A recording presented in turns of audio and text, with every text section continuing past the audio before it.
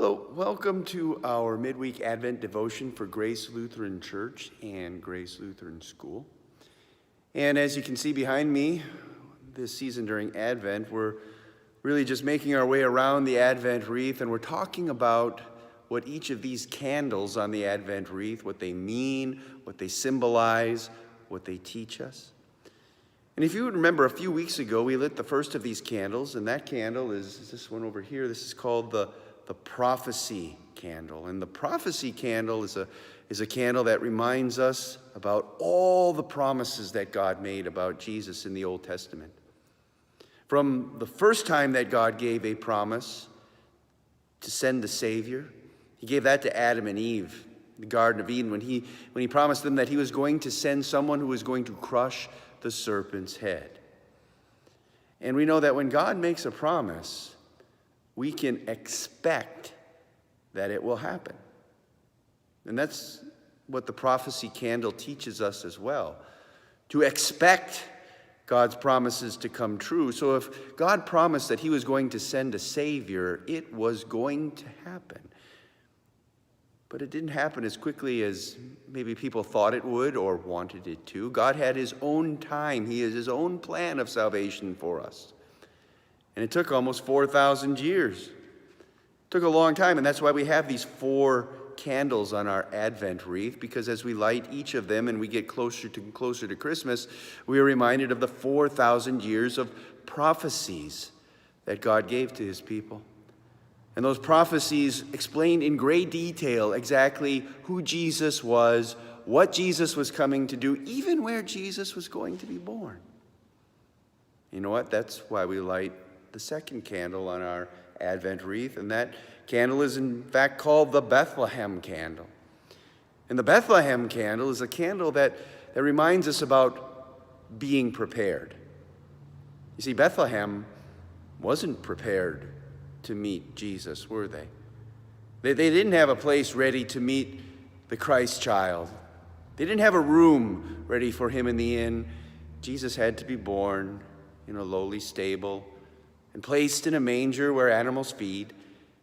Yes, Jesus is our Savior, but Bethlehem wasn't prepared to meet him. Even though God had spent 4,000 years getting people ready to meet the Savior, when that moment finally came, Bethlehem didn't expect it, and Bethlehem wasn't prepared for it.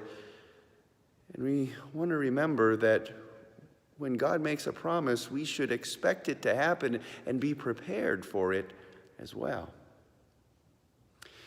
You see, that brings us to this week's candle. And this week's candle we'll light tonight. And the candle for tonight is called the Shepherd's Candle.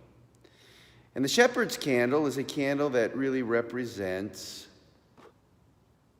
joy, rejoicing. Rejoicing in the fact that God fulfilled his promise, rejoicing in the fact that God sent a Savior. And we call it the shepherd's candle because that's really how the shepherds felt. If you remember, when the shepherds came to worship Jesus, when the shepherds came in from their fields after they had heard the glorious message of the angels, and they saw Jesus, and they saw God's Son had been born, and they saw that God had kept his promise to send a Savior, they were filled with so much joy that they had to run out and tell other people about it, didn't they? They had a joy that was so great, a love for God that was so strong that it couldn't be contained within them. They had to go out and tell other people about who Jesus was.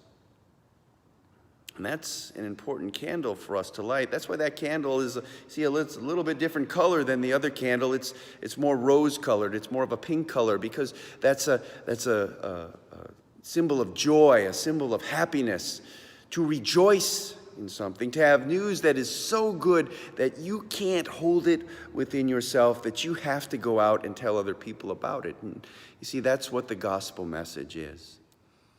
The gospel message is the good news. It's the good news that God promised to send us a Savior, that God kept his promise to send us a Savior, and that Jesus is our Savior who came as a lowly baby born in Bethlehem. But he grew up and he lived the perfect life that you and I could never live. And he went to a cross and he suffered and he died on a cross and he took all of the punishment for our sin upon himself, and God gave us credit for his perfect life. And then, of course, Jesus rose again from the dead and assures us that death has been defeated and that he is our Savior. And that gives us a lot to rejoice about, doesn't it? It brings us the greatest joy in our life, and it is a joy that is so great, that is so wonderful, that we can't keep it to ourselves, just like the shepherds. Just like the shepherds, when they had to go tell other people about what they had seen and what they had heard. They had to go and tell other people about Jesus because that's news that's too good to keep to yourself. And that's the message that God gives to us, not just on Christmas, but every day of the year.